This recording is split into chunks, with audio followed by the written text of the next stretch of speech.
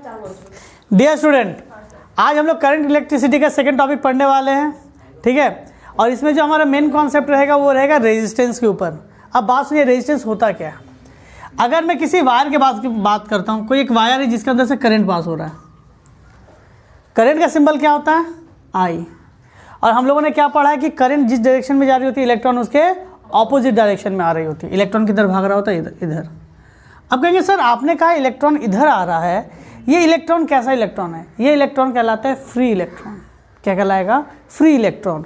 अगर मैं बात करता हूँ किसी वायर के अंदर की बात करता हूँ, तो देखिए वायर के अंदर से ना दो तरह के चार्जेस आपको दिखते हैं, एक होता है फ्री इलेक्ट्रॉन, एक होता है पॉजिटिव चार्ज। जो पॉजिटिव चार्ज होता है वो फिक्स होती है, एक ही जगह पे फिक्स रहती है, और जो फ्री इलेक्ट्रॉन है वो मूव कर सकती है, ठीक है। तो जब मैं बात करता हूँ किसी वायर के अंदर से करंट फ्लो होने की, तो जब उसके अंदर वो ओपन सर्किट में है, थोड़ी देर बाद हम लोग पढ़ते हैं ओपन सर्किट क्या है, जब उसके अंदर से करंट पास नहीं हो रहा होता है उस समय की बात की जाए, तो उसके अंदर जो फ्री इलेक्ट्रॉन है ना वो रैंडम मैनर में सजे हुए रहते हैं। कोई इलेक्ट्रॉन इधर जा रहा होता है, कोई इलेक्ट्रॉन इधर जा रहा होता है, कोई इधर, मतलब सबकी डायरेक्शन क्या होती है, अलग अलग आप बैठी हुई रहती है ऐसे, कोई किधर भी फेस करके रहता है। लेकिन जैसे इसको सर्किट में ज्वाइन कर दिया जाता है और इसके अंदर से करंट फ्लो होगा, तो जब इसके अंदर से मान लीजिए अगर मैं ये वायर, बात सुनिए, जो इतना पतला वायर है ना, ये जो पतला सा वायर देखते हैं, थिन वायर देखते हैं कॉपर का, उसी को मैं जूम करके दिखा रहा हूँ, वो इतना मोटा करके आपको वायर दिख रहा है। तो इसके अंदर अगर मैं ध्यान दूँ और मैं सपोज मेरा करंट इधर फ्लो हो रहा है, तो इसमें आप क्या देखिएगा, इलेक्ट्रॉन इधर जा रहा होगा, सारे इलेक्ट्रॉन का डायरेक्शन क्या हो जाएगा, इस साइड की तरफ।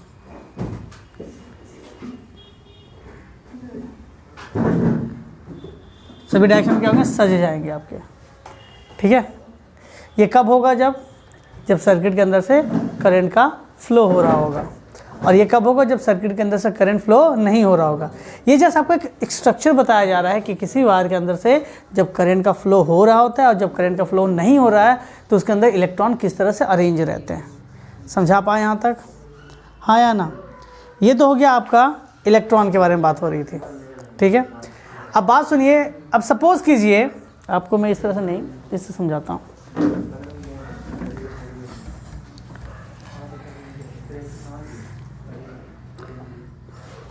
अगर एक आदमी इधर ए खड़ा है और एक आदमी बी इधर खड़ा है, ठीक है। ए को बी के पास जाना है, ए को क्या जाना है, बी के पास जाना है। वो स्ट्रेट लाइन प्रेफर करता है चलने के लिए, तो वो आराम से ए से बी के पास जा सकता है। क्या बीच में कोई रुकावट है, नहीं, नॉर्मली जा सकता है, यानी इसको किसी ने नहीं रोका, आराम से चला गया। तो इसके पास सपोज 100 यूनिट का एनर्जी था। कितना एनर्जी था इसके पास, सपोज ए के पास जो पार्टिकल है इसके पास कितने यूनिट है,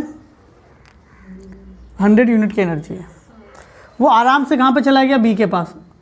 और मान लेते हैं कि आपका एक आइडियल कंडीशन है, आइडियल कंडीशन है तो क्या कहेंगे हम लोग, 100 यूनिट एनर्जी ट्रांसफ़र कर दिया। क्यों, कहीं पर भी कोई एनर्जी लॉस नहीं हो रहा, आराम से एक जैसे दूसरे को पहुंच गया।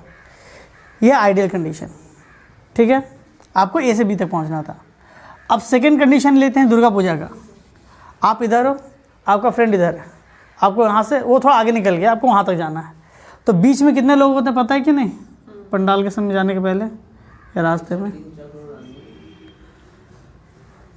हज़ारों की संख्या में आपने आदमी को देखा जो इसके बीच में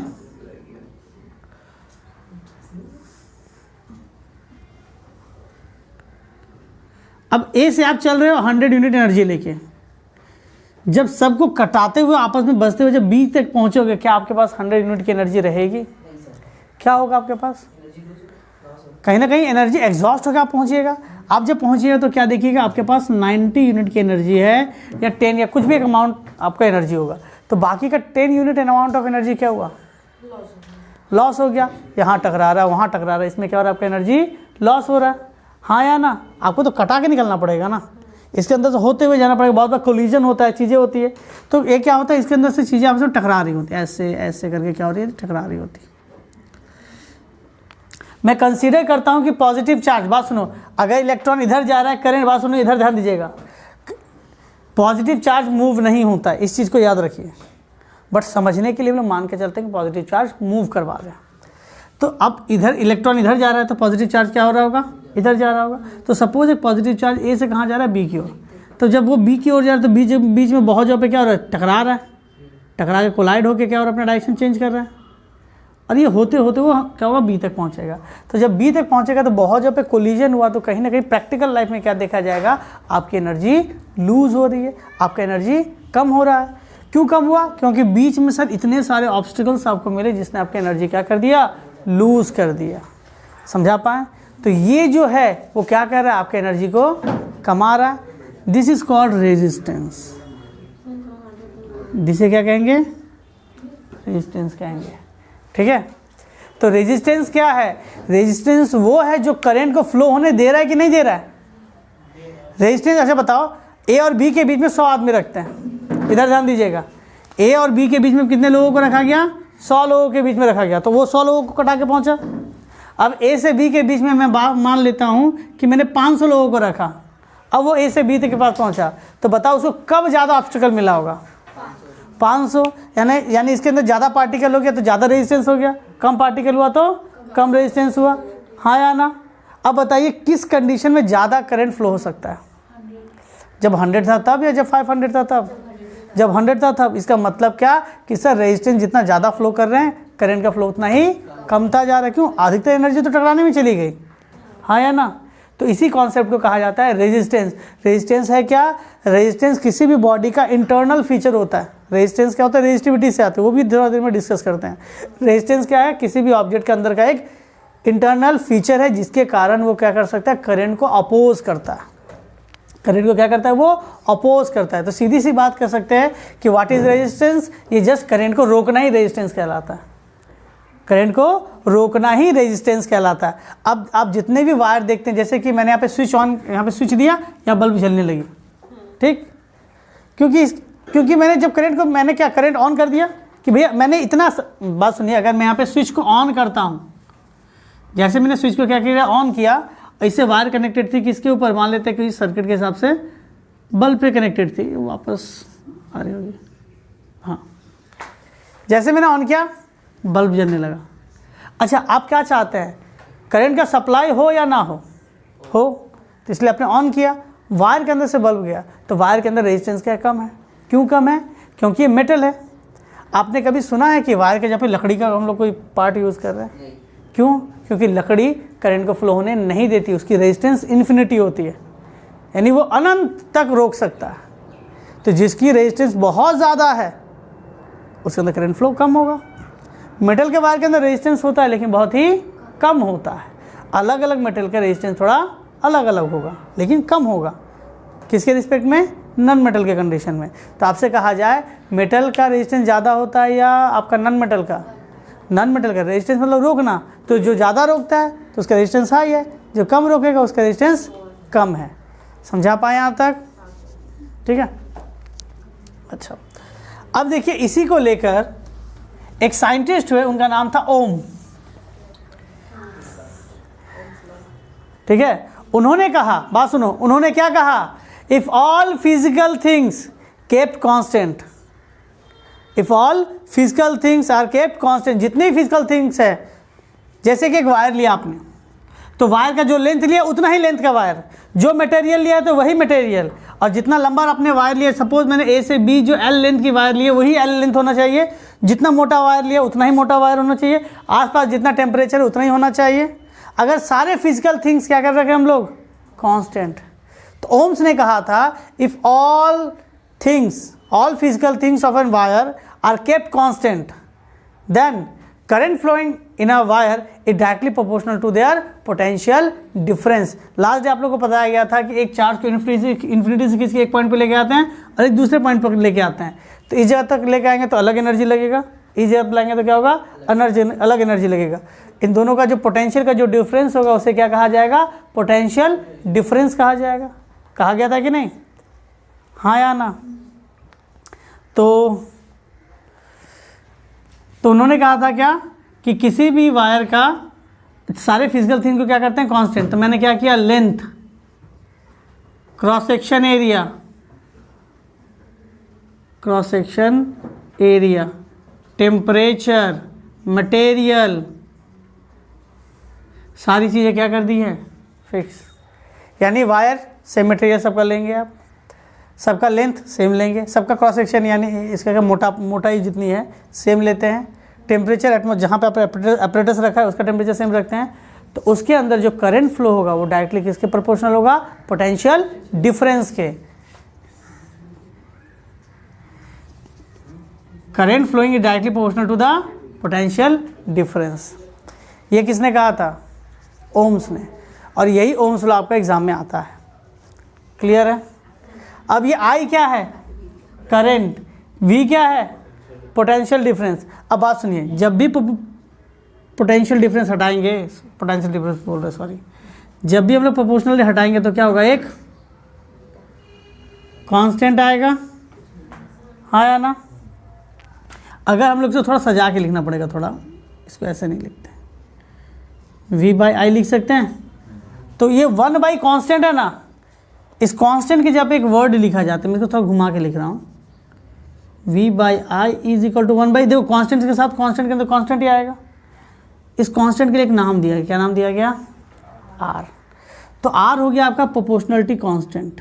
r क्या हो गया आपका, प्रोपोर्शनलिटी कांस्टेंट, हाँ या ना, क्लियर है। और आर को ही हम लोग किस नाम से पुकारते हैं, रेजिस्टेंस। तो इसको अगर मैं सॉल्व करूं तो v इज इक्वल टू क्या निकला, आई आर। और ये बहुत इंपॉर्टेंट फॉर्मूला आपके लिए, v potential, I current, R resistance. Clear है या डाउट है, हाँ या ना, ठीक है। यहाँ तक हो गया आपका। ऑलरेडी आपने करंट का एक फॉर्मूला पढ़ के रखा है ना, flow of charge q by T. एक फॉर्मूला आपको यहाँ से पता चल गया, क्या, अगर आप यहाँ से I निकालते हैं तो v बाई आर। अब इन सब जो पे छोटे छोटे न्यूमेरिकल आपके बन सकते हैं। समझा पा रहे हैं, हाँ या नहीं, ठीक है, नोट कर लीजिए। देखिएगा हम लोगों ने क्या पढ़ा, v is equal to I R. Clear है। अगर इमेजिन कीजिए कहीं पर भी अगर यूनिट करंट पास किया जाए, कहीं पर भी कितना करंट पास किया गया, यूनिट करंट पास किया गया, यानी आई के वैल्यू में क्या मान रहा हूँ, 1 यूनिट करंट यानी 1 एम्पियर। क्या बात कर रहे हैं हम लोग, 1 एम्पियर। अगर किसी वायर के अंदर से 1 एम्पियर करंट पास किया गया तो ये वैल्यू क्या हो जाएगी, v, आई के जगह पे क्या 1 एम्पियर होगा ना, तो 1 इंटू आर, तो v is equal to R. तब क्या होगा, पोटेंशियल डिफरेंस क्या होगा, न्यूमेरिकली किसके बराबर हो जाएगा, रेजिस्टेंस के बराबर हो जाएगा। क्लियर है यहाँ तक। अब सवाल आता है कि सर रेजिस्टेंस का यूनिट बता दीजिए थोड़ा रेजिस्टेंस के बारे में। तो v by I is equal to क्या हो गया आपका, r। मैंने i इधर भेज दिया, तो मैं r को लिख सकता हूँ v बाई आई। v का यूनिट क्या होता है, वोल्ट, i का क्या होता है, एम्पियर। तो क्या हो जाएगा, वोल्ट पर एम्पियर। ये किसकी यूनिट हो गई, रेजिस्टेंस की, हाँ या ना, क्लियर है। इसी को अलग नाम से बुलाया जाता है, OHM, ओम। क्या कहते हैं इसे, ओम। और इसका सिंबल होता है ऐसा, बात सुन लीजिए। कहीं पर भी अगर आपका लिखा रहा इस तरह से, इसका मतलब क्या हुआ, 3 ओम। क्या इसका मतलब, 3 ओम। तो आप इसे ओम पढ़ेंगे और इसके इस सिंबल का नाम होता है ओमेगा। क्या नाम होता है, ओमेगा। समझा पाए, ये किसका सिंबल है आपका, ओमेगा, रेजिस्टेंस का सिंबल है। क्लियर है या डाउट है। अब सवाल आ सकता है कि सर 1 ओम किसे कहेंगे आप, आपसे कहा गया 1 ओम किसे कहेंगे आप, तो आर की वैल्यू, आर किसका, ये किसका यूनिट है, रेजिस्टेंस का। अब सवाल पूछा गया कि सर एक रेजिस्टेंस कितने के बराबर होता है, यानी 1 ओम कितने के बराबर होता है। मैं बात कर रहा हूँ किसके बारे में, 1 ओम किसके बारे में, ओम तो रेजिस्टेंस का यूनिट है। तो आर की वैल्यू 1 कब हो रही है, इधर देखिए, आर इज इक्वल टू क्या है, v बाई आई है, हाँ या ना। अगर मैं इमेजिन कीजिए, अगर मेरे पास एक वायर है, इमेजिन करो अगर मेरे पास एक वायर है, उसके 2 एंड ए और B, potential difference of A minus potential difference of B कितना है, 1 ओम का, 1 वोल्ट। कितना का डिफरेंस है, 1 वोल्ट का। और इसके अंदर मैं कितना करंट का पास कर रहा हूँ, करंट में पास कर रहा हूँ 1 एम्पियर। करंट कितना पास कर रहे हैं, 1 एम्पियर। तो इसके अंदर जो रेजिस्टेंस डेवलप हो रहा होगा वो क्या हो जाएगा 1 ओम। तो आपसे कभी भी कहा जाए कि 1 ओम मतलब आप क्या समझते हो, तो क्या कहिएगा कि अगर किसी वायर के टर्मिनल के बीच में अगर एक पोटेंशियल डिफरेंस हो, 1 वोल्ट का डिफरेंस हो और उसके अंदर 1 एम्पियर का करंट पास कर रहे हैं, तो उसके अंदर में जो रेजिस्टेंस डेवलप हो रहा है उस रेजिस्टेंस की वैल्यू क्या है आपकी 1 ओम है। क्लियर है या डाउट है? हाँ या ना? तो बताइए रेजिस्टेंस क्या करता है, करंट को बढ़ाता है या कमाता है? कमाता है। Very good. कैसे? कि सर रेजिस्टेंस मतलब होता है रुकावट। अब इमेजिन करो अगर एक तरफ मैं रेजिस्टेंस रख दूँ, एक तरफ मैं रखता हूँ करंट, आप यहाँ पे देख सकते हैं। तो करंट, आपको रेजिस्टेंस के साथ करंट का डिफरेंस देखना है। किसको देखना है? करंट का क्या वैरी कर रहा है। तो वी आई को नीचे भेज दो और आर। तो देखो तुम वी आर और ए में बात कर रहे हो, यानी उस जगह पे मैंने वी को क्या रखा है, फिक्स रखा है। आप इस जगह से वी को हटा दो तो क्या हो जाएगा, देखो आर और आई कैसे प्रोपोर्शनल। देखो आर ऊपर की तरफ है, आई नीचे की तरफ है, इसका मतलब इन्वर्सली प्रोपोर्शनल। एक बढ़ेगा तो एक क्या होगा, कमेगा। तो रेजिस्टेंस बढ़ेगा तो करंट क्या होगा, कमेगा। नॉर्मल सी बात है। अगर आप रेजिस्टेंस को बढ़ा देंगे यानी रुकावट ज़्यादा कर देंगे तो करंट का फ्लो ज़्यादा होगा, कम होगा, कम हो जाएगा। इमेजिन करो आपके पास एक पाइप है, इस पाइप से पानी बहता है, ठीक है। तो अब इस पाइप में तुमने क्या किया, यहाँ पे वाल्व लगा दिया है। ये वाल्व क्या करता है, रेजिस्टेंस यानी क्या, वो रुकावट डालता है, पानी को सही से फ्लो होने नहीं देता। तो अगर मैं इसमें वाल्व डाल दूँ, अब इसके अंदर पानी का स्पीड क्या होगा, बढ़ जाएगा, कम जाएगा, कम जाएगा। अब मैं यहाँ पे बाल्टी लगा के रखूँ तो बाल्टी क्या उतनी देर में भरेगी, ज़्यादा टाइम लेगी, ज़्यादा टाइम लेगी। क्यों? आपने रेजिस्टेंस बढ़ा दिया। तो रेजिस्टेंस बढ़ाने से जो फ्लो हो रहा है, यहाँ पे तो पानी फ्लो हो रहा है, वहाँ पे क्या फ्लो हो रहा है, करंट। तो करंट का फ्लो क्या होगा, कम जाएगा। समझा पाए? तो इस चीज़ को याद रखिएगा, रेजिस्टेंस जितना ज़्यादा करंट का फ्लो उतना कम। अच्छा, आप लोग में से कितने लोग ऐसा सोचते हैं कि आप लोग के यहाँ पे जो इलेक्ट्रिसिटी का जो बिल आता है, आप इलेक्ट्रिसिटी का बिल देते हैं? नहीं, आप लोग इलेक्ट्रिकल एनर्जी का बिल देते हैं। क्योंकि जितना इलेक्ट्रॉन आपके लिए इलेक्ट्रिसिटी लेके आ रही है वो सारे इलेक्ट्रॉन वापस चला जाता है। बस वो जो एनर्जी लेके आ रहा है वो दे के जा रहा है और कुछ नहीं कर रहा है। इस चीज़ को थोड़ा याद रखिएगा। अब बात सुनिएगा, ये जो लॉ किसने दिया, ओम्स लॉ ने, ओम ने दिया, इसलिए इस लॉ का नाम हो गया ओम्स लॉ। और जितने भी मटेरियल इसके प्रॉपर्टी को फॉलो करते हैं उसे कहते हैं ओहमिक मटेरियल या ओहमिक कंडक्टर। क्या कहा जाता है, ओहमिक कंडक्टर। जो ओम्स लॉ को फॉलो करेगा उसे क्या कहेंगे, ओहमिक कंडक्टर। अब ओहमिक कंडक्टर का एग्जांपल दो तो आप कह देंगे सर ऑल मेटल्स। क्या कह देंगे, जो वायर बनाते हो। अब ये मत कह देना कि मरकरी फर्क है, वैसा मत कह देना। कॉपर लिख दो, आयरन लिख दो, एल्युमिनियम लिख दो, उसके बाद चाहो तो ये लिख सकते हो आप, सिल्वर लिख सकते हो, गोल्ड लिख सकते हो। ये सारी चीज़ें क्या है आपकी, ओहमिक कंडक्टर। ओहमिक कंडक्टर उसे कहेंगे जो ओम्स लॉ को फॉलो करेगा। जो किसको फॉलो करेगा, ओम्स लॉ को फॉलो करेगा, उसे कहा जाएगा ओहमिक कंडक्टर। क्लियर है? अब आता है नॉन ओहमिक कंडक्टर, जो ओम्स लॉ को फॉलो नहीं करता। एग्जाम्पल है सेमीकंडक्टर, जो ओम्स लॉ पूरी तरह फॉलो नहीं करता। एग्जाम्पल में जर्मेनियम, सिलिकॉन लिख दीजिए। आपका 1 नंबर का सवाल पूरा हो गया। समझा पाए यहाँ तक? आप अगर यहाँ पर इस चीज़ में आप देखते हैं अगर, तो V और I का ग्राफ बनाइए। किसका ग्राफ बनाइए, V और I का। तो आपको दिख रहा होगा R तो कांस्टेंट है, कांस्टेंट जैसे हटाएंगे तो क्या हो जाएगा, प्रोपोर्शनल आ जाएगा। यानी कहने का मतलब अगर हम लोग V और I का ग्राफ बनाएं, एक्स एक्सिस में वोल्ट को रखा जाता है, वाई एक्सिस में I को रखते हैं, करंट को रखते हैं, तो ये प्रोपोर्शनल का ग्राफ ऐसे बनता है। बात सुनो, अगर पोटेंशियल डिफरेंस 0 है, बात सुनिएगा, अगर V की वैल्यू 0 है, पोटेंशियल डिफरेंस है ही नहीं, करंट फ्लो होगा नहीं। तो सीधी सी बात है, जब V की वैल्यू 0 है तो I की वैल्यू भी 0 है। हाँ या ना? अगर ये 0 से एक्सिस मतलब ओरिजिन से पास करेगा अगर इस तरह से, तो ये हमेशा ऐसा होता है। प्रोपोर्शनल का ग्राफ हमेशा सीधा जाता है। प्रोपोर्शनलिटी का ग्राफ हमेशा कैसे आता है आपका, सीधा ही जाता है। क्लियर है? और ये ओरिजिन से इसलिए गया क्योंकि जब V की वैल्यू 0 थी तो I की वैल्यू भी क्या हो गई, 0। आप लोग को न्यूमेरिकल इस तरह से लिखा हुआ आ सकता है। यहाँ पे आपका करंट देगा मिली एम्पियर में। मिली एम्पियर मतलब क्या होता है, मैंने माइक्रो लिख दिया मैंने ना। मान लीजिए आपको दिया गया मिली एम्पियर। मिली एम्पियर मतलब क्या होता है आपका 10⁻³ एम्पियर। ठीक है, ये मिली एम्पियर में 1 milliampere, 2 milliampere, 3 milliampere, 4 milliampere, इस तरह से आपको दिया गया। ठीक है, पोटेंशियल वोल्ट आपका जो डिफरेंस है वो आपको कुछ दे दिया गया 2 वोल्ट। मैं आपको अपने मन से दे रहा हूँ, ये 1 वोल्ट, ये 2 वोल्ट, ये 3 वोल्ट, ये 4 वोल्ट, ये 5 वोल्ट, ये 6 वोल्ट। ये 3 जिस समय पर जाके यहाँ पर टच करेगा और इस समय जो वैल्यू देगा वोल्ट बाय आई, ये न्यूमेरिकल में आता है आपका 6 नहीं 5 लेते हैं, ये और ये आप इससे डिवाइड करके वैल्यू निकालिएगा, आपकी वैल्यू सेम आएगी।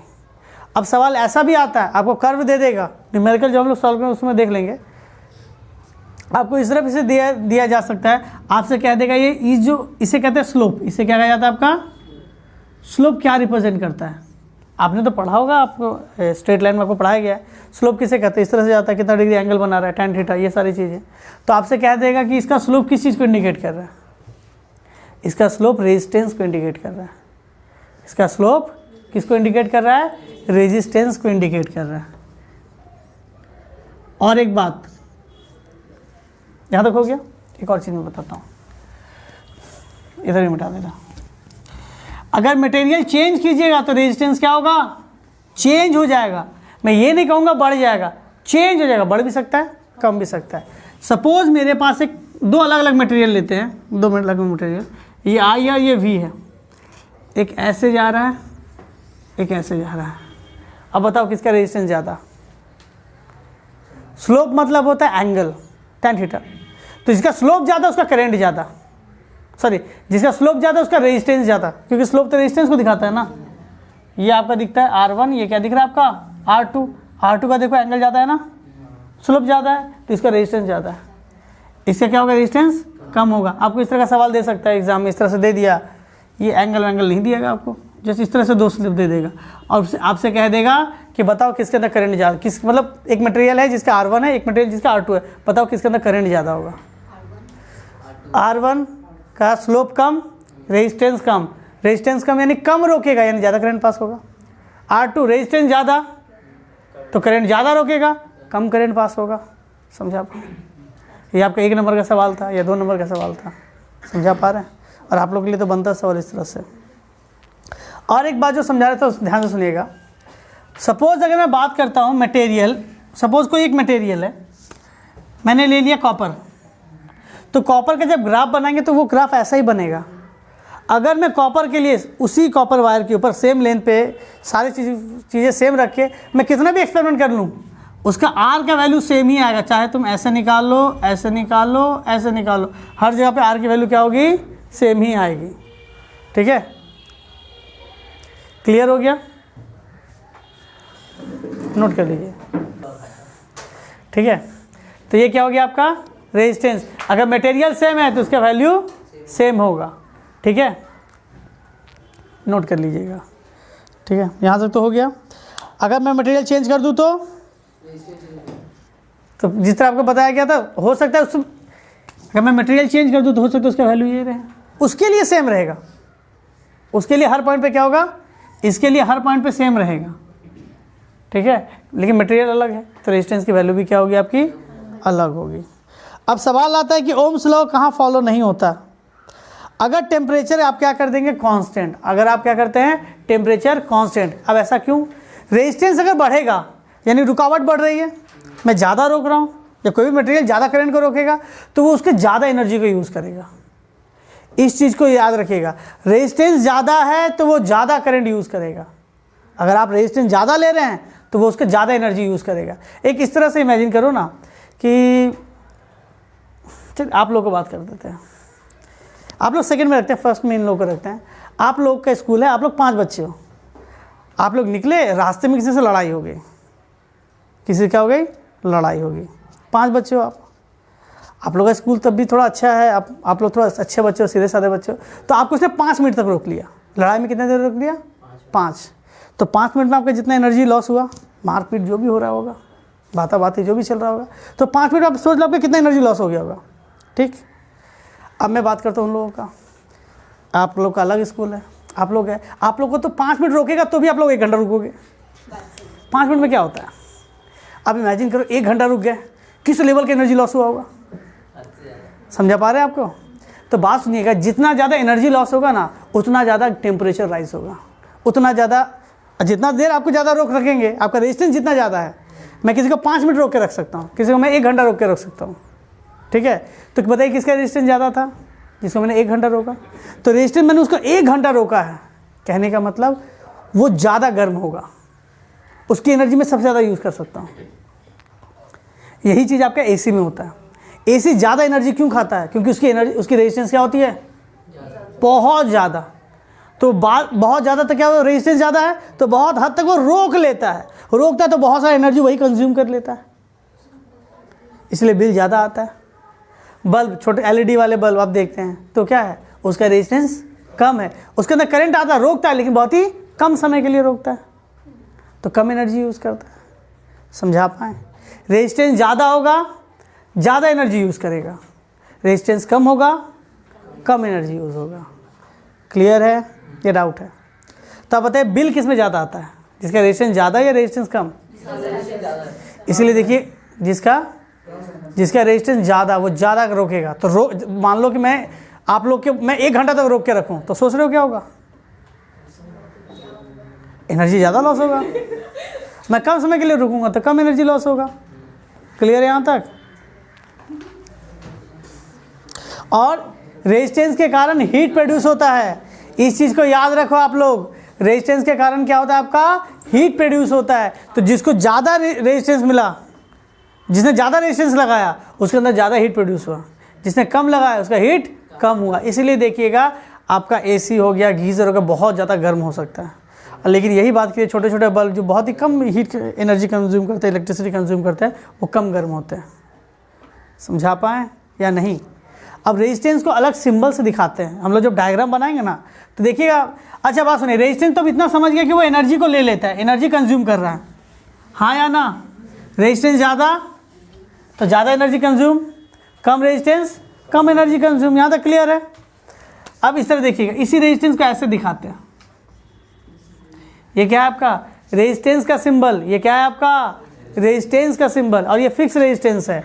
और अगर कभी आप ऐसे लिख के इसको एरो बना देते हैं, इसका मतलब वेरिएबल रेजिस्टेंस है, इसका रेजिस्टेंस कमाया या बढ़ाया जा सकता है। अब कहेंगे सर अभी आपने कहा मटेरियल का रेजिस्टेंस फिक्स होता है, फिर चेंज कैसे कर रहा है? रेजिस्टेंस यानी करंट रोकना। आप इमेजिन करो आप पंखा चला रहे हो, आपने क्या किया है, जो आपका है ना आप उसको घुमा रहे हो, एक पे रखे हो, रेगुलेटर एक पे रखा, पंखा धीरे धीरे चल रहा है, कम एनर्जी जा रही है उसके पास, कम एनर्जी कंज्यूम कर रहा है, धीरे धीरे घूम रहा है। आपने उसको 5 पे कर दिया तो क्या होगा? ज़्यादा एनर्जी जा रहा है, यानी ज़्यादा करंट जा रहा है। अब तो ज़्यादा क्या होगा? ज़्यादा एनर्जी जा रहा है, वो ज़्यादा कंज्यूम कर रहा है, ज़्यादा स्पीड से घूम रहा है। तो आपने क्या उसका रेजिस्टेंस चेंज किया कि नहीं? कमाया बढ़ा सकते हैं आप, हाँ या ना? तो बस वही है। और रेजिस्टेंस याद रखो, आप जो इलेक्ट्रिकल बिल जो देते हो ना, आपका अलग अलग डिपार्टमेंट होगा जहाँ पे आप इलेक्ट्रिक बिल आता है जिस कंपनी का, तो उसमें लिखा होता है एनर्जी आपने कितना कंज्यूम किया, तो वो एनर्जी यहीं पे कंज्यूम होती है। रेजिस्टेंस में मेन लड़ाई हो रही होती है। आप जितना जो एनर्जी लॉस हो रहा होता है आपकी इलेक्ट्रिसिटी का, सब कहाँ एनर्जी लॉस हो रहा होता है? रेजिस्टेंस में। ज़्यादा रेजिस्टेंस ज़्यादा लड़ाई, ज़्यादा एनर्जी कंज्यूम, कम रेजिस्टेंस कम एनर्जी। समझा पाएँ, हाँ या ना? ठीक है, नोट कर लीजिए इसको आप। अच्छा, नॉन ओहमिक कंडक्टर के बारे में एक और चीज़ बता देते हैं। जो नॉन ओहमिक कंडक्टर होगा उसका ग्राफ ऐसा जाता है, कर्व थोड़ा जाएगा, इधर V होगा, इधर क्या होगा? I होगा, नॉन ओहमिक कंडक्टर का। और बस यही था, नोट कर लीजिए। ओहमिक और नॉन ओहमिक कंडक्टर बता दिया गया। रेजिस्टेंस क्या, इसके बारे में थोड़ी सी जानकारी दे दी गई। ठीक है, देखिएगा रेजिस्टेंस के बाद एक और वर्ड आता है कंडक्टेंस। जिस तरह रेजिस्टेंस क्या होता है? रोकता है करंट को, उसी तरह मटेरियल के अंदर एक प्रॉपर्टी होती है जो करंट को क्या करती है? फ्लो करने में मदद करती है। रेजिस्टेंस क्या है? आपको करंट को रोकने का काम करता है। कंडक्टेंस क्या? आपके करंट को फ्लो कराने में मदद करता है। तो कंडक्टेंस बराबर आपका होता है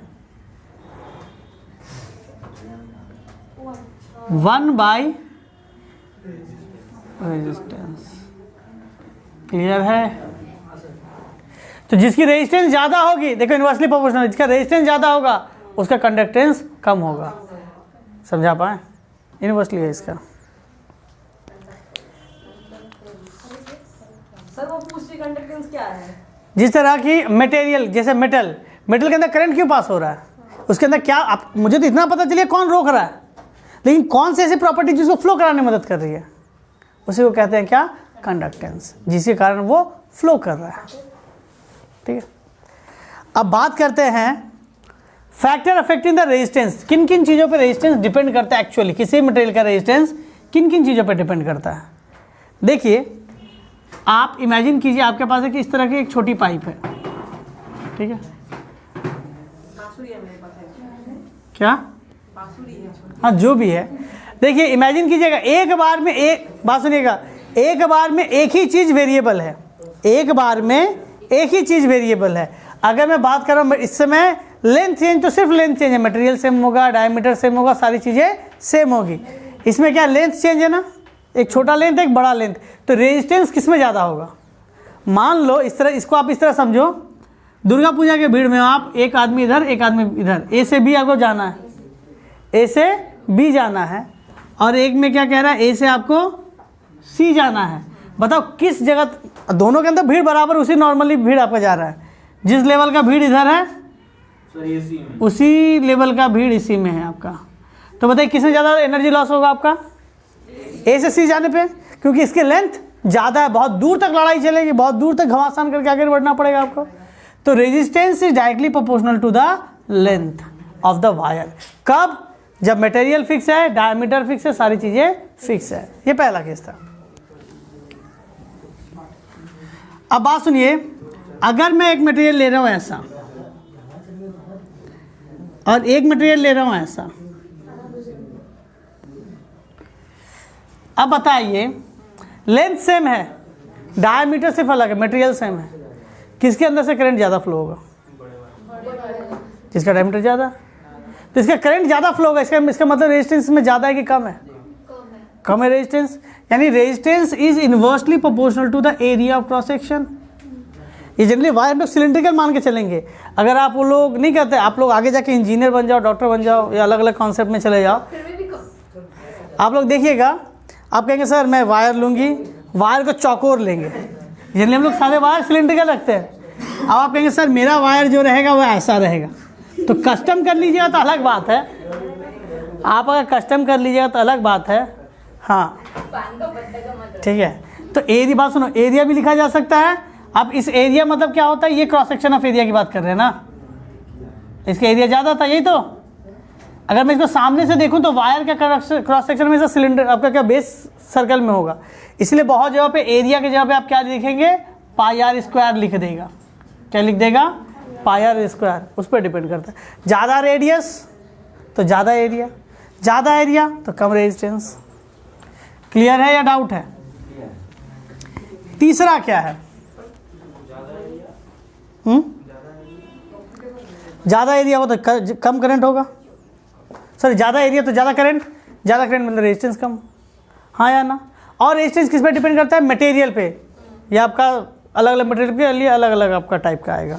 और एक होता है टेम्परेचर पे। देखो अगर टेम्परेचर बढ़ जाता है तो उस वायर के अंदर जितने मॉलिक्यूल्स है, उसके जो पार्टिकल्स है, उसका कोलिजन, मतलब वो जो भी रैंडम मोशन में आ जाता है, उसका कोलिजन बढ़ जाता है।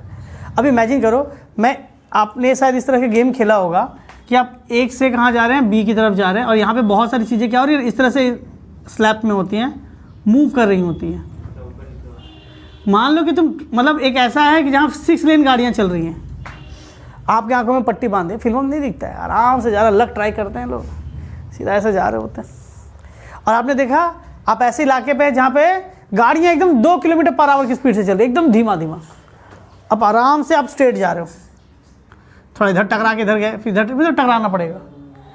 अब यही चीज़ स्पीड में बढ़ा दूँ, स्पीड को क्या कर दूँ, बहुत ज़्यादा स्पीड बढ़ा दिया। अब आपको ए से बी तक जाना है, कब कोलिजन ज़्यादा होगा,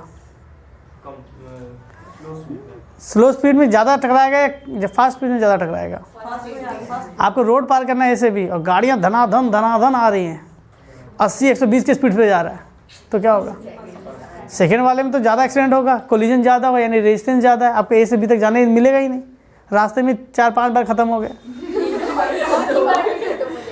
ठीक है, समझा पाए। तो क्या कहा गया यहाँ पे क्या देखा गया, आपका टेम्परेचर बढ़ने से, बात सुनिएगा, टेम्परेचर बढ़ने से क्या होता है, मटेरियल के अंदर जो पार्टिकल्स है उसकी स्पीड बढ़ जाती है, और स्पीड बढ़ जाती है तो जो इलेक्ट्रॉन इधर जा रहा है वो टकराने लगता है बहुत ज़्यादा, तो इस पार से उस पार जाने में से क्या होता है, ज़्यादा समय लग जाता है, यानी रेजिस्टेंस बढ़ जाता है। तो टेम्परेचर बढ़ने से क्या होगा, रेजिस्टेंस बढ़ेगा कि कमेगा, बढ़ेगा। क्लियर है। अगर इन दोनों प्रोपोर्शनलिटी को ज्वाइन कर दिया जाए तो मैं क्या लिख सकता हूँ, resistance is directly proportional to the length by cross section area. हाँ या ना, क्लियर है कि डाउट है यहाँ तक?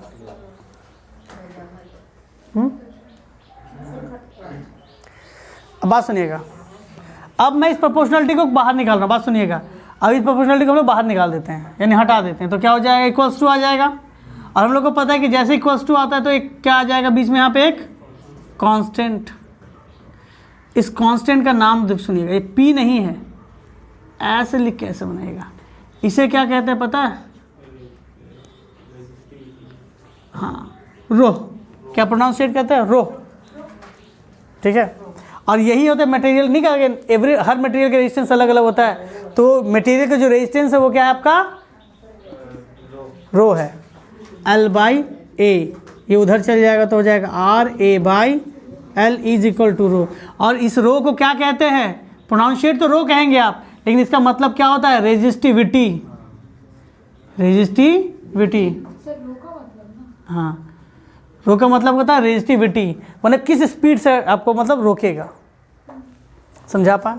बहुत बार क्या होता है, रेजिस्टिविटी का यूनिट पूछ देता है आपसे। बात सुनिएगा, इसकी यूनिट क्या होगी, अगर मैं इसको इस तरह से लिखूं, rho is equal to RA by L, तो इसकी यूनिट क्या होगी, रेजिस्टेंस का क्या होता है, ओम। आया ना, एरिया का होता है मीटर स्क्वायर, लेंथ का होता है मीटर, ये इसको काट देगा तो 1 मीटर बच जाएगा, ओम मीटर। क्या हो गया, ओम मीटर। किसका यूनिट है ये, रेजिस्टिविटी का यूनिट है। किसका यूनिट है, रेजिस्टिविटी का यूनिट है। क्लियर है या डाउट है? हाँ या ना। अब कहा जाएगा सर जिस तरह रेजिस्टिविटी होती है जो रोकने का काम करती है, रेजिस्टेंस के अंदर जो फीचर है जो मटेरियल पे डिपेंड करता है वो क्या है, रेजिस्टिविटी। हर मटेरियल का रेजिस्टिविटी क्या होता है आपका, अलग। तो रेजिस्टिविटी डाल दो, लेंथ पता है डाल दो, एरिया पता है डाल दो, अपने आप रेजिस्टेंस निकल जाएगा। आपको अगर रेजिस्टिविटी पता है, लेंथ पता है वायर का, उसकी क्रॉस सेक्शन एरिया पता है, तो रेजिस्टेंस निकल जाएगा। हाँ या ना। अब बात सुनिए, जिस तरह रेजिस्टिविटी होती है उसी तरह क्या होता है, कंडक्टिविटी। तो जिस तरह रेजिस्टेंस का उल्टा था, इसमें भी क्या होगा, कंडक्टिविटी जनरली आपका इस तरह से होगा।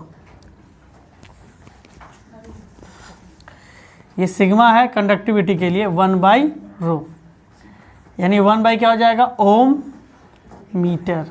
तो ऊपर जाएगा तो क्या होगा, OHM, ohm inverse metre inverse. ये हो गया कंडक्टिविटी का यूनिट। ये किसका हो गया,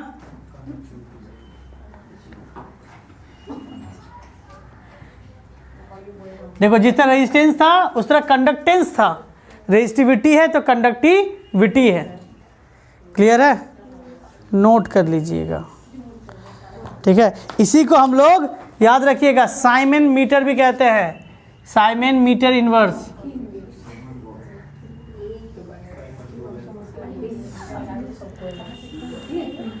याद रखिएगा ओम इनवर्स को साइमन कहा गया है। अगर फिलिंग द ब्लैंक में दे देगा तो छोड़ के मत आइएगा। ओम इनवर्स को क्या कहा गया है, साइमन। साइमन के ऊपर इनवर्स मत मार दीजिएगा, ओम इनवर्स को साइमन कहा गया है।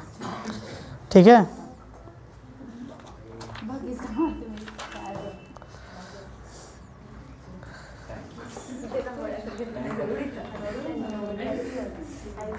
चलिए इसको मिटा दे रहे हैं। एक और ग्राफ है VI और T के बीच में।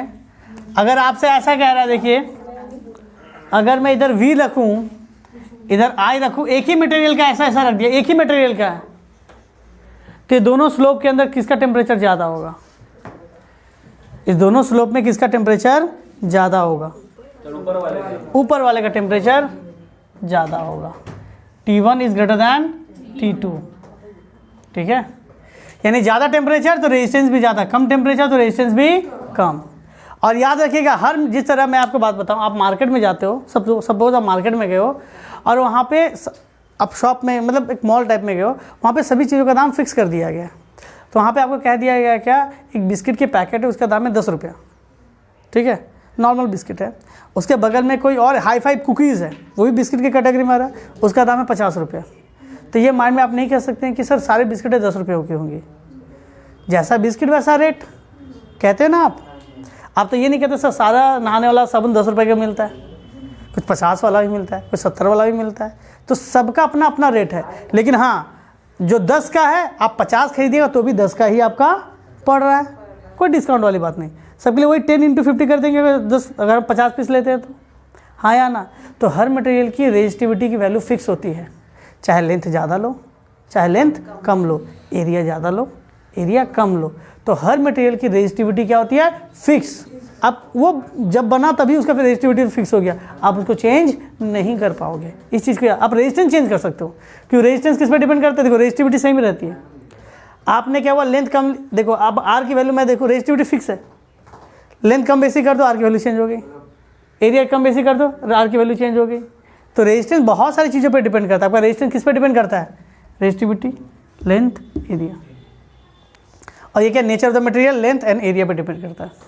समझा पाए, रेजिस्टिविटी के कारण हीट प्रोड्यूस होता है, रेजिस्टेंस के कारण ये सारी चीज़ें बता दी गई। ठीक है, आपके बुक में देखिए बगल में आपको इस जगह पे रेजिस्टिविटी का सब इसका वैल्यू दे दिया गया है, रेजिस्टेंस की वैल्यू दे दी गई है, हर मटेरियल का फिक्स होता है। अब कुछ सवाल आते हैं यहाँ पे, देखिए हम लोग से सवाल पूछा जा रहा है, the wire use for electrical connection for power transmitter. ठीक है, तो हम लोग जो वायर यूज करते हैं कॉपर और सिल्वर ही क्यों करते हैं, हम लोग लोहा क्यों नहीं यूज करते, आयरन, क्योंकि सर उसके अंदर रेजिस्टेंस की जो वैल्यू है वो क्या है, थोड़ा ज़्यादा है, उसके अंदर जो रेजिस्टिविटी की वैल्यू है क्या है, थोड़ा ज़्यादा है, तो ज़्यादा करंट रोक देगा, मेरा वायर गर्म हो जाएगा। मान लीजिए कि मैं आपका इलेक्ट्रिक सप्लाई आपके घर तक जो करंट वायर देके जा रहा है वो 2 किलोमीटर लंबा है, बीच में बहुत सारे कनेक्शन जा रहे हैं, तो उसने क्या बहुत सारा करंट भेजा। अगर आपने लोहे की वायर यूज़ की होती, लोहे का रेजिस्टिविटी ज़्यादा है, तो उसको वायर जब वायर के अंदर जब वो करंट फ्लो हो रहा होता तो उसके कारण वो गर्म हो जाता, क्योंकि रेजिस्टेंस के कारण क्या हीट प्रोड्यूस होता है, क्योंकि उसका रेजिस्टिविटी ज़्यादा है तो रेजिस्टेंस भी ज़्यादा होगा, और रेजिस्टेंस ज़्यादा है तो हीट प्रोड्यूस होगा, और हीट के कारण एनर्जी का लॉस, खाली ट्रांसमिशन भी खत्म हो गया। आपने भेजा 100, आपके घर पहुंचते पहुंचते वो 30 हो गया, 70 तो रास्ते में ख़त्म हो गई। तो इन सब से बचने के लिए क्या यूज़ करते हैं हम लोग, कॉपर और सिल्वर। आपको शायद नहीं पता हो, जो अच्छे अच्छे इक्विपमेंट होते हैं उसमें चांदी की या फिर सोने की वायरिंग होती है। आप कंप्यूटर का प्रोसेसर देखो, उसके अंदर सोने का परत या सोने की वायरिंग होती है, इसलिए देखते नहीं, जो लोग स्क्रैप लेने वाले आते हैं वो नहीं कहते CPU पुराना है तो दे दो, प्रोसेसर पुराना है तो दे दो, क्योंकि उसके अंदर क्या होता है, सोने के पार्टिकल्स होते हैं। समझा पाए, तो उसका रेजिस्टिविटी क्या बहुत ही कम है, तो उसके अंदर करंट भी क्या होगा, उसके अंदर जब करंट फ्लो होगा तो हीट कम प्रोड्यूस होगा, हीट कम प्रोड्यूस होगा तो आपका जो चिपसेट है या प्रोसेसर है वो गर्म कम होगा, उसको कूलिंग करने के लिए डिवाइस कम लगेगी, और आपका कंप्यूटर हो या आपका टीवी हो या आपका फ़ोन हो वो अच्छा काम करेगा। समझा पा रहे हैं, इसीलिए जो आपकी जो हम लोग सैटेलाइट में भेजते हैं उसकी वायरिंग भी अधिकतर गोल्ड की होती है, जिससे कि अच्छे वर्क कर पाए, रेजिस्टेंस वहाँ पे कम चाहिए होता है। समझा पाए,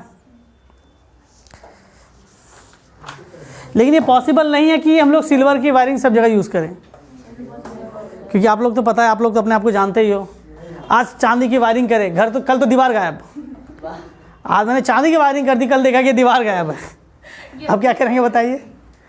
यहाँ तो कॉपर तक आदमी गायब कर देता है, आपने सुना होगा कि तांबा का तार था सर, ट्रांसफार्मर, जनरली कुछ कुछ गांव तो बदनाम इसीलिए है, ट्रांसफार्मर तो चोरी कर लेते हैं। अपना घर में कंप्यूटर खोल के देखेगी, खराब होने अपना सामान कौन चोरी करता है, सर ये अभी चुन्नी का फोन हटाने वाली थी। हाँ।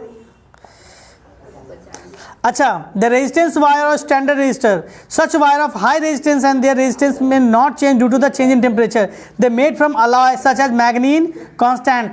याद रखिएगा, ये कुछ ऐसे मटेरियल आप कितना भी टेम्परेचर राइज कर दें, ठीक है, इसका रेजिस्टेंस इतना ज़्यादा हाई होता है कि इसके अंदर टेम्परेचर चेंज जल्दी नहीं होता।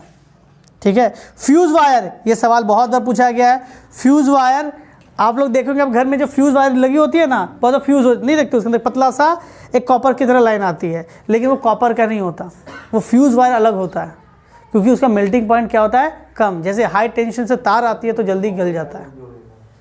ठीक है, अच्छा इलेक्ट्रिक बल्ब के अंदर आपने पुराने इलेक्ट्रिक बल्ब में देखा होगा इस तरह का फिलामेंट यूज़ होता था, बहुत सा लूप करके, वो कौन सा वायर है,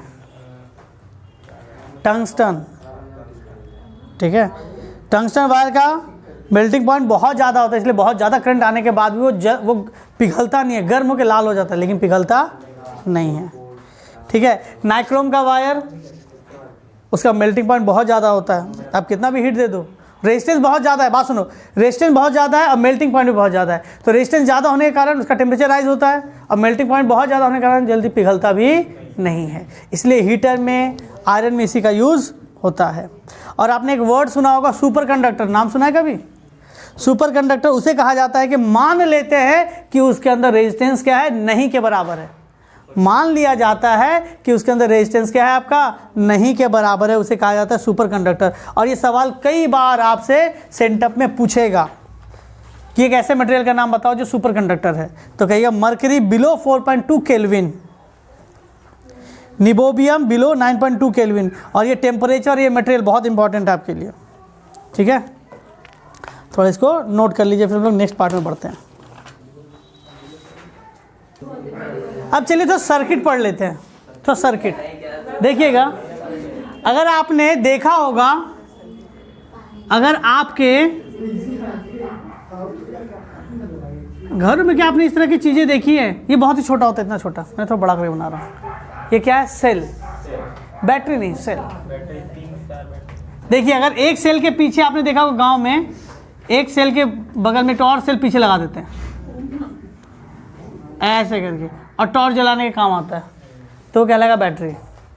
ऐसे एक सेल, याद रखिएगा, जो हिस्सा उठा हुआ है उसे कहेंगे पॉजिटिव, और जो धंसा हुआ उसे क्या कहा जाएगा? नेगेटिव।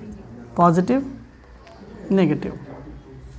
ठीक है, नेगेटिव के बगल में फिर से एक पॉजिटिव है ना, पॉजिटिव, नेगेटिव। अब इसे कहा जाएगा बैटरी। क्या कहा जाएगा? बैटरी। समझा पाए? बैटरी के अंदर आपने कभी खोल के देखा तो कार्बन रॉड दिखता होगा, देखा होगा।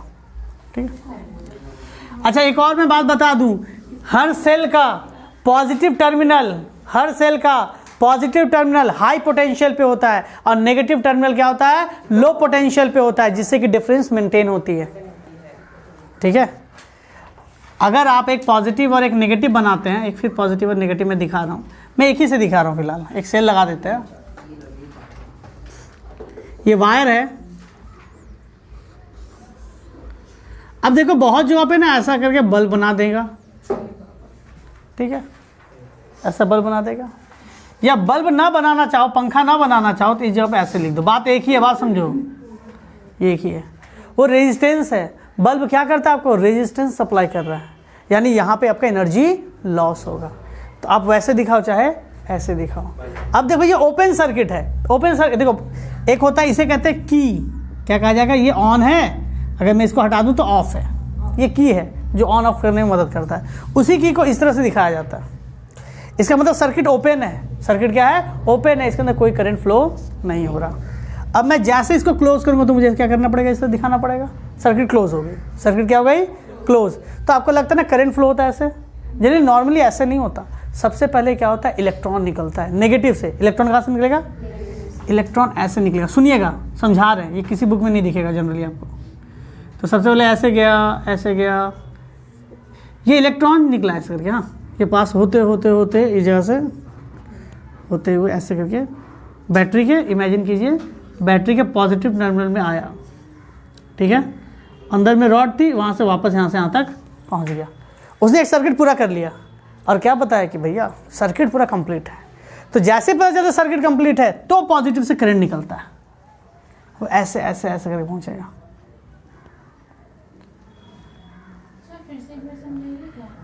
समझाएंगे जरूर। देखिए सबसे पहले क्या होता है? नेगेटिव टर्मिनल से इलेक्ट्रॉन आता है, ऐसे होते पहुँचे पहुँचते पहुँचे यहाँ पहुँचेगा।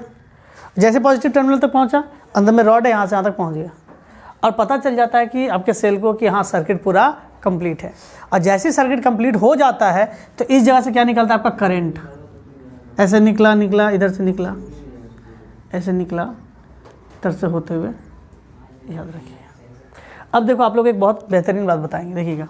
आप इमेजिन कीजिए आपके पास इस तरह की कुप्पी है, फनेल।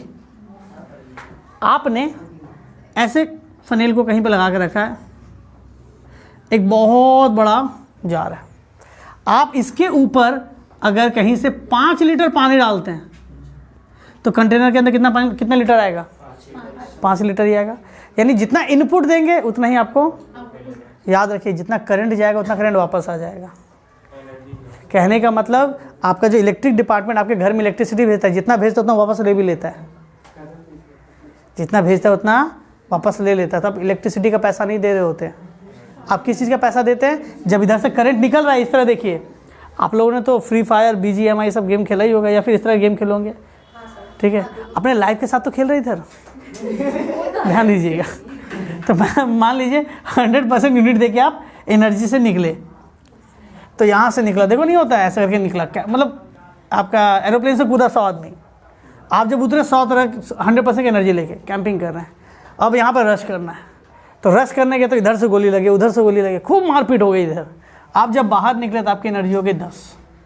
आप इंटर जब कर रहे थे आपकी एनर्जी कितनी थी? 100। जब लेके निकले तो कितना निकला? 10। यानी वापस आए, आपकी कितनी एनर्जी लॉस हो गई? 90 यूनिट। इसी एनर्जी का पैसा देते हैं आप इसी इलेक्ट्रिकल एनर्जी का पैसा दे रहे होते हैं। अब ये जो रेजिस्टेंस है, ये आपके 90 एनर्जी यूनिट की एनर्जी का या तो लाइट में कन्वर्ट कर सकती है, या तो साउंड में कन्वर्ट कर सकती है। माइक्रोफोन में कैसे बात करता है? हेलो हेलो हेलो हेलो, फिर 1 2 3 4 नहीं होता है? तो आपका क्या हो सकता है? आपका एनर्जी यहाँ पे क्या हो रहा है? लॉस हो रहा है। तो वही एनर्जी किस में कन्वर्ट होता है? लाइट में, साउंड में, हीट में। गीज़र में क्या होता है? रूम का जो हीटर ऑन करते तो हीट वैसे हो रहा होता है। तो ये सारी चीज़ें इसी में कन्वर्ट हो रही होती हैं। समझा पाएँ? तो जितना करंट आया उतना करंट चला जाएगा, लेकिन सिर्फ लॉस किसका हो रहा है? एनर्जी का। लॉस किसका हो रहा है? एनर्जी का। और हम लोग इलेक्ट्रिसिटी डिपार्टमेंट, बात सुनो, हम लोग इलेक्ट्रिसिटी में ना एनर्जी से एक ही चीज़ को मानते हैं, पोटेंशियल। क्या मानते हैं? पोटेंशियल। तो यहाँ पोटेंशियल देखो, रेजिस्टेंस के पहले पोटेंशियल ज़्यादा, उसके बाद हो गई पोटेंशियल। अच्छा बताओ यहाँ का पोटेंशियल डिफरेंस कितना का हो गया? पहले था 100, अब निकला 10, यानी डिफरेंस कितना का आ रहा है? 90 का। तो इसका पोटेंशियल डिफरेंस कितना हो गया? 90। समझा पा रहे? तो देखिए हम लोगों ने बहुत सारी चीज़ें यहाँ पे सीख ली। हम लोगों ने सीखा कि सर्किट के अंदर ओपन सर्किट क्या होता है। जब करंट पास नहीं हो रहा होता है तो उसे कहते हैं ओपन सर्किट, और जब करंट पास हो रहा होता है उसे क्या कहते हैं? Close circuit. यहाँ तक हम लोगों ने पढ़ लिया। अब देखिए मैं आपको एक बात बताता हूँ। आप कभी सेल के अंदर, अब जो अच्छी बैटरी होगी ना आपकी 12 वोल्ट वाली, देखते होंगे कि नहीं? तो उसके अंदर देखिएगा, उसमें लिखा होता है, बहुत सुंदर करके लिखा होता है 12 वोल्ट। ठीक है, यू एक्सक्यूज्ड। आपने कहा ना, तो मैंने कहा। अब देखिए एक सेल है आपके पास, ये कितने का है? 12 वोल्ट का, लेकिन उसमें लिखा होता है एट ओपन सर्किट। मतलब जब करंट फ्लो नहीं करता तब ये 12 वोल्ट का है। यानी कहने का मतलब मैं आपको 5 करोड़ रुपए दूंगा, हमको नहीं चाहिए ओपन सर्किट में। मतलब जब तक आपके हाथ में नहीं गया वो 5 करोड़ है, और आपके हाथ में जब वो जाएगा तो वो 1 करोड़ का है। तो 4 करोड़ तो बीच में सर्विसिंग टैक्स। वही चीज़ यहाँ पर भी होता है। बैटरी में अगर लिखा होता है 12 वोल्ट, तो 12 वोल्ट किसके लिए है? किसके लिए? ओपन सर्किट के लिए है। लेकिन जैसे सर्किट में जाएगा ये 12 वोल्ट किस में पहुँच जाएगा? 10.5 वोल्ट। हाँ, चूना लगा गया, एकदम सही। तो बात सुनिए, बैटरी की जो ओवरऑल एनर्जी है, बैटरी की जो ओवरऑल एनर्जी है, अभी मैंने क्या कहा? एनर्जी को किस नाम से जानते हैं? पोटेंशियल। एनर्जी को किस नाम से जानते हैं? Potential of a cell. बात सुनिए, तब इसको क्या कहेंगे? Potential of a cell. यही तो 12 वोल्ट आप कहेंगे।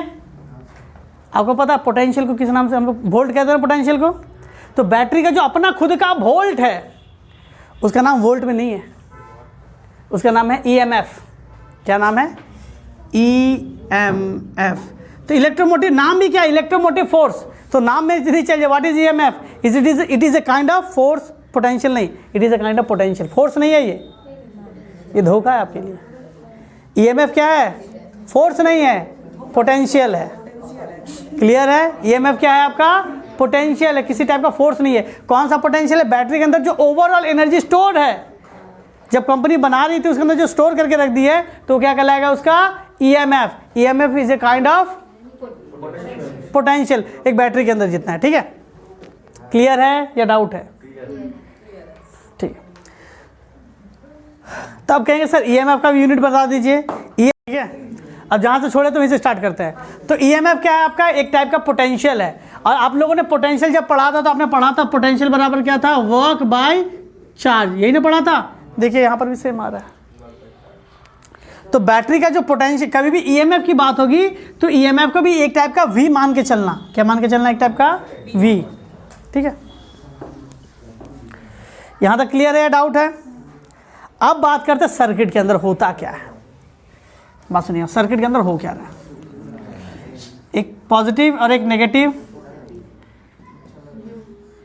Sorry,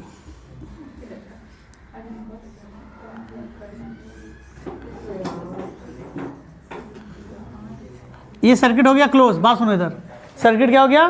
close. अब बात सुनिए जो पढ़ा रहे हैं, इस सर्किट का खुद का एक रेजिस्टेंस है, बैटरी का नहीं। मैं बात कर रहा हूं, मैं बैटरी को इग्नोर कर रहा हूं, बैटरी को छोड़कर इस सर्किट। बात सुनो, इस जगह से जब करंट निकला तो उसके पास एनर्जी थी। सारी चीज़ें नहीं होता है, हर चीज़ ब्लैक और वाइट नहीं होता, कुछ चीज़ें ग्रे में जाती हैं। ना तो सब नहीं होता सारा सही है, ना तो सब गलत है, कुछ चीज़ें मॉडरेटेड है, सही भी है गलत भी है। तो वैसे ही आपका जब करंट सिर्फ यहीं पे लॉस नहीं हो रहा होता, करंट जब यहाँ से आपका यहाँ तक जा रहा है तो क्या उसको एक जगह से दूसरे जगह जाने के लिए वर्क नहीं करना पड़ रहा होगा? क्या वायर के अंदर खुद का रेजिस्टेंस नहीं होता? सबसे पहले ये ना बात कर रहे थे, वायर के अंदर खुद का भी तो रेजिस्टेंस होता है, तो इसके अंदर भी तो करंट फ्लो हो रहा है, तो यहाँ पर भी एनर्जी लॉस हो रही होती है। तो और एक यहाँ पर आपका फैन चल रहा है या फिर पंखा चल रहा है, लाइट जला चूल कुछ भी चल रहा होगा, तो ये आपका एक रेजिस्टेंस ले रहा होता है। ये क्या होता है? अगर मैं वायर का रेजिस्टेंस इग्नोर कर दूं, अगर मैं वायर का रेजिस्टेंस क्या करूं? इग्नोर करूं। मान लो मेरे पास बल्ब है, पंखा है, गीजर है, कुछ है, तो इसके अंदर एक रेजिस्टेंस होगा, हाँ या ना? इसके अंदर कितना करंट गया? आई। मैंने कहा ना, करंट जितना आ जाता है उतना ही क्या होता है? बाहर निकल जाता है।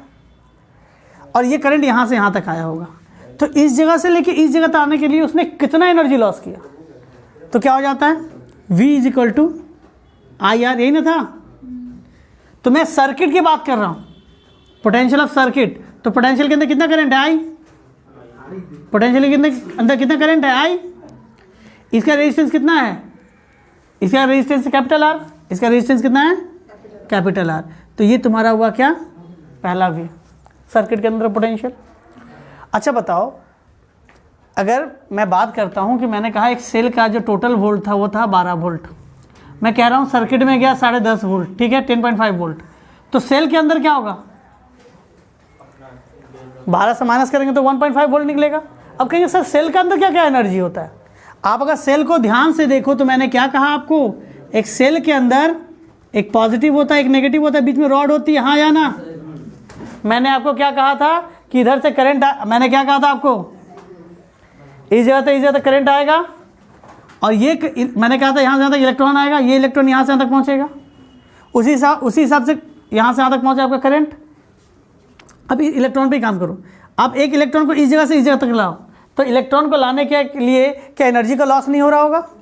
आप इलेक्ट्रॉन को एक पॉइंट से दूसरे पॉइंट तक लेके जाते हो तो आपका क्या है? अब इधर बैठिए, आप जब इलेक्ट्रॉन को इस जगह से इस जगह तक लेके आते हो, रॉड के अंदर से, अंदर जो इलेक्ट्रोड होता है उसके अंदर से, तो क्या आपका एनर्जी का लॉस नहीं हो रहा होता है?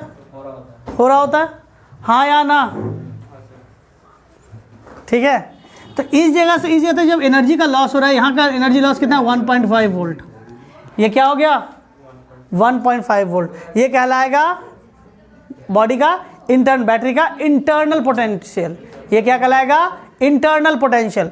तो यहाँ पे मैं निकालता, देखो ये इंटरनल यानी छोटा वाला होगा, बैटरी के अंदर बहुत कम, देखो 12 और यहाँ पे माइनस करने पे 1.5 वोल्ट, यानी बहुत ही कम है, थोड़ा ध्यान दीजिए। तो यहाँ पे जो आपको निकलेगा इंटरनल पोटेंशियल, क्या निकलेगा आपका?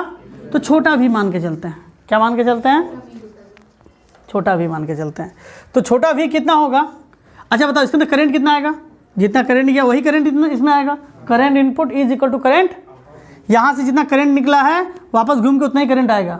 एनर्जी आगे पीछे हो सकती है, तो सीधी सी बात है, उसके अंदर करंट निकला था आई, तो उतना करंट यहाँ पर भी आया, वही यहाँ से यहाँ तक पहुँचेगा। इसके अंदर का रेजिस्टेंस क्या होगा? ज़्यादा या कम? कम, क्योंकि इसने रेजिस्टेंस मतलब क्या? जो करंट को रोकेगा। देखो इसने 10.5 वोल्ट की एनर्जी इसने खींच लिया। आप निकले थे 12 वोल्ट की एनर्जी लेके, 10.5 वोल्ट की एनर्जी खींच लिया, आप लेके कितना पहुँचे? 1.5 वोल्ट की एनर्जी लेके पहुँचे इसके पास। तो ये छोटा सा कितना पोटेंशियल ले रहा होगा? V डैश, सॉरी कितना रेजिस्टेंस होगा इसका? स्मॉल r मान लेते हैं। अंदर का रेजिस्टेंस क्या होगा? Small r। इसी को कहते हैं इंटरनल रेजिस्टेंस। इसी को क्या कहा जाता है? Internal resistance. इंटरनल, मैं इसका थोड़ा देर में डायग्राम बना के दिखाता हूँ। इंटरनल रेजिस्टेंस क्लियर है? अब बताओ, ये 10.5 वोल्ट और ये मैं 1.5 वोल्ट जोड़ दूँ, कितना वोल्ट मिल जाएगा? 12 वोल्ट मिल जाएगा, यानी बैटरी का ईएमएफ। तो ईएमएफ बराबर होता है सर्किट का पोटेंशियल प्लस बैटरी के अंदर का पोटेंशियल। सर्किट का पोटेंशियल मतलब यहाँ से यहाँ तक कितना एनर्जी लॉस हो रहा है, बैटरी के अंदर का एनर्जी लॉस कितना हो रहा है, इन दोनों को जोड़ देंगे तो इसका आ जाएगा, हाँ या ना। तो ईएमएफ बराबर पहला एक फॉर्मूला आपका ये हो गया। और अगर मैं लिखूं इसको, वैसा तो कुछ नहीं दिख रहा। ईएमएफ क्या था, टोटल वर्क। ईएमएफ क्या दिख रहा है, टोटल वर्क और कितना चार्ज लेके आए। पोटेंशियल में भी क्या होगा, फॉर्मूला सेम होगा। पोटेंशियल का फॉर्मूला मैंने भी क्या कहा था आपको, V equal to W by charge होता है। ये मान लीजिए कैपिटल W लिख रहे हैं, इसको कैसे लिख रहे हैं, कैपिटल W। इसको थोड़ा बड़ा W लिख रहे हैं, जितना इलेक्ट्रॉन आया होगा उतना इलेक्ट्रॉन क्या होगा, यानी चार्ज तो सेम ही रहेगी। छोटा वाला के लिए W डैश मान लेते हैं। अगर मैं इसको निकाल के डिवाइड कर दूं तो आपका हो जाएगा, कॉमन निकाल के काट दें तो capital W is equal to ये और ये हो जाएगा। क्लियर है। और यहाँ से एक और आता है आपका, सर्किट का पोटेंशियल बराबर EMF minus initial internal potential minus internal potential. देख लो,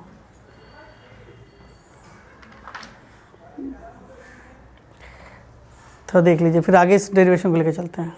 सर पूछ रहे थे उससे कुछ। चलिए एक और सर्किट बनाते हैं। ये आपका सेल पॉजिटिव नेगेटिव, ठीक है। इस जगह पे सर्किट थोड़ा ओपन है, इस जगह से आपका बल्ब या कुछ भी इमेजिन कीजिए, ठीक है। अब यहाँ पे देखिएगा, कभी कभी फिगर में देखिएगा यहाँ पे छोटा सा इस तरह से होता है, इसका मतलब इसको बगल में दिखाया गया, लेकिन ये आपका क्या है, बैटरी के अंदर का बात है। हाँ, ये बैटरी के अंदर का बात है। ये बैटरी के अंदर जो रॉड नहीं लगा होता इस तरह से, पॉजिटिव और नेगेटिव, तो ये जो इसके अंदर का रेजिस्टेंस है ना, वो उसके बगल में दिखाया जाता है। ये उसके बगल में, ये इंटरनल रेजिस्टेंस है आपका। ये ओवरऑल सर्किट का बड़ा वाला रेजिस्टेंस है। मैं वायर का रेजिस्टेंस को इग्नोर कर रहा हूँ। देखो, ओवरऑल बैटरी का जो ईएमएफ है वो ये है, सर्किट का जो ईएमएफ है वो क्या, V है। यानी मेन एनर्जी लॉस मान लेते हैं इस पॉइंट से लेके इस पॉइंट के बीच में हो रहा है, इसी को कहा गया क्या, पोटेंशियल। और बैटरी के अंदर का खुद का अपना पोटेंशियल कितना है, ये कितना वर्क कर रहा है, ये कर रहा है आपका ये W, और ये कर रहा है आपका क्या, W डैश। और ओवरऑल बैटरी का अगर मैं मिला के वर्क मानूँ तो कैपिटल W है। इसको थोड़ा कर्स मतलब थोड़ा गोल लिख देते हैं। सर्किट का वर्क कैपिटल, सर्किट का क्या हुआ W, और आपके इंटरनल में यहाँ से लेकर यहाँ तक जो आपका करंट जा रहा है, यहाँ पे जो चार्ज को लेके जाने के लिए वर्क हो रहा है वो क्या है, W डैश। तो ओवरऑल जोड़ देंगे तो क्या होगा, वर्क। क्योंकि लास्ट डे मैंने पढ़ाया था पोटेंशियल क्या है, स्केलर क्वांटिटी, 2 + 2 4 होता है यहाँ पे। तो बात सुनिएगा,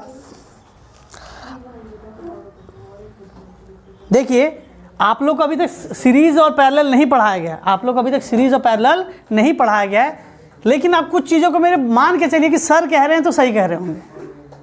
तो इसके अंदर ये रेजिस्टेंस और ये रेजिस्टेंस ना आपका सीरीज में जुड़ा हुआ है। ये नेक्स्ट क्लास में लोग डिस्कस करेंगे सीरीज क्या है। तो इसके अंदर जो टोटल रेजिस्टेंस होगा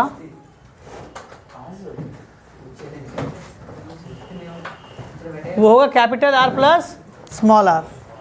क्या हो जाएगा आपका, capital R plus small r। Clear है, हाँ या ना।